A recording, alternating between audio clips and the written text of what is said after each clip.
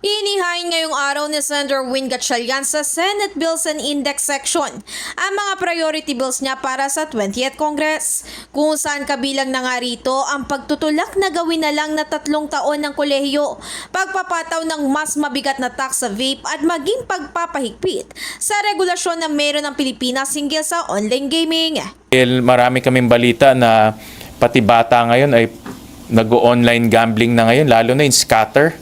No? So hihigpitan namin ito. Salient points nito, pagbabawalan na gumamit ng GCash sa online gambling.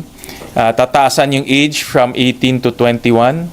Tapos ang minimum bets is 10,000. Ang top up is 5,000.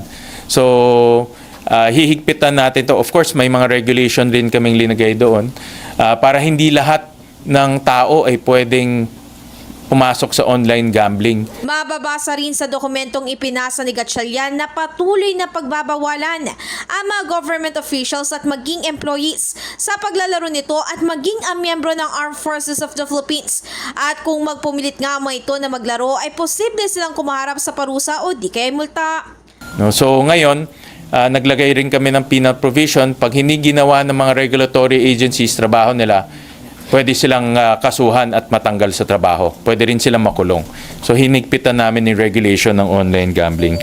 Magkakaroon din na regulasyon sa pagsasagawa ng mga advertisement nito at kabilang na nga rito ang hindi na sila maring makakuha ng mga celebrity endorsers.